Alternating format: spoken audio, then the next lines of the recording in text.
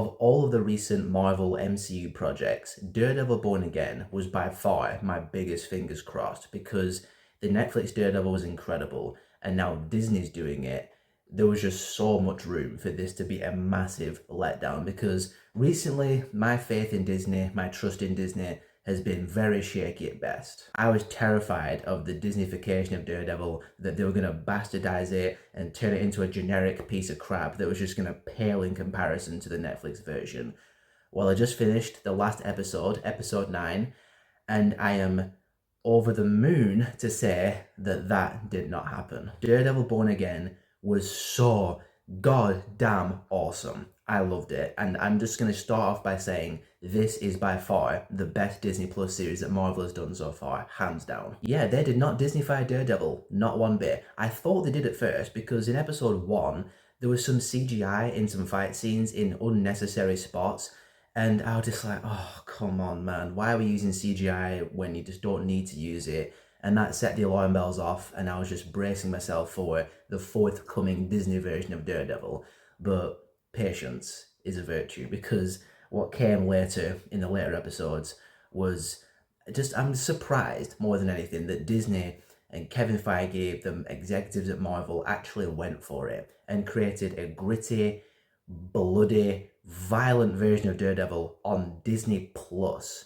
That part of me is just, I'm just so surprised and so relieved that Disney seem to finally be embracing mature content and violent content. And I understand that violence and blood and gore doesn't make Daredevil good. That's not the thing that makes Daredevil great. It's one of the things that makes it great, but it's not the core thing that makes Daredevil as good as it is. But the fact that, again, Disney just allowed them to go this far with the violence, I'm just so thrilled, so pleased, and cheers, Disney. Thank you, Kevin Feige. Thank you, Marvel. But yeah, episode 9, Punisher slaughtering all those dirty cops, Kingpin ripping off the commissioner's jaw, which was a practical effect by the looks of it. I was just like, Disney.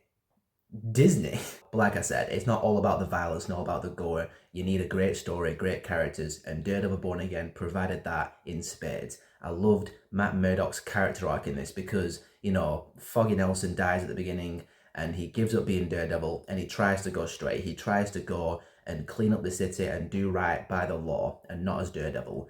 But that side of him is always going to be there, and it has to come out eventually when Kingpin's up to his Kingpin stuff in the mayor's office. And when he suits up in that Daredevil outfit and fights Muse, the adrenaline boost of that was just off the charts great. There's also a couple of times where Matt Murdock wrestles with the darker urges and instincts, because he throws Poindexter off the top of the building, and he says to Karen in the last episode he wanted to kill him. And then in episode 9, after he and Frank had taken out all the coppers in his apartment, and there's that copper who's pinned against the wall, and Matt discovers he was the one who killed White Tiger, and he's struggling with it. Punisher's saying, do it red, but he just backs off, and it's just a really compelling overall character arc for Matt Murdock. Him becoming Daredevil again, wrestling with those darker urges and instincts, and just trying to decide what's right, what's worth it. Really great stuff. And Charlie Cox, he hasn't lost a step as his character. Perfect casting all around,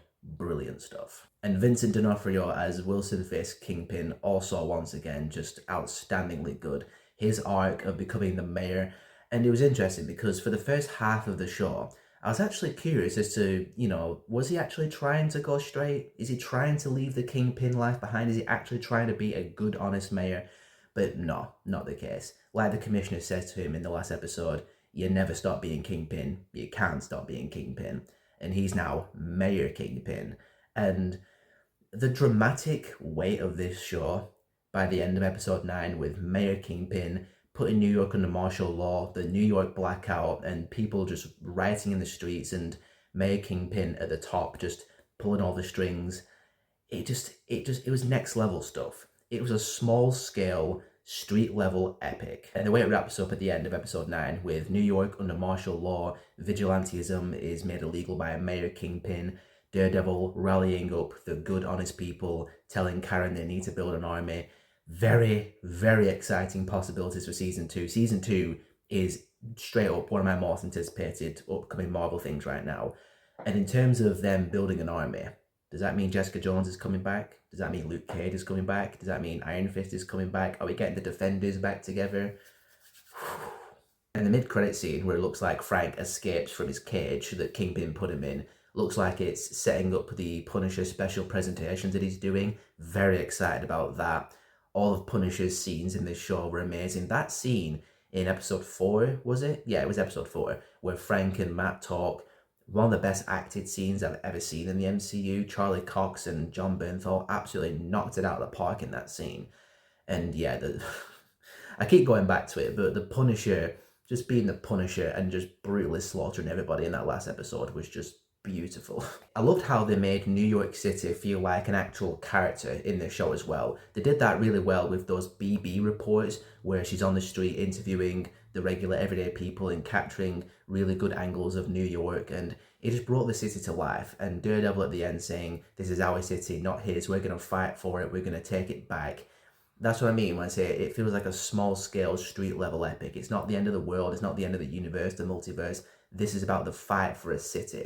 And sometimes those smaller personal stories are the ones that really hit the biggest. I love the big scale epic stories, absolutely I do. I'm looking forward to Avengers, Doomsday, and Secret Wars.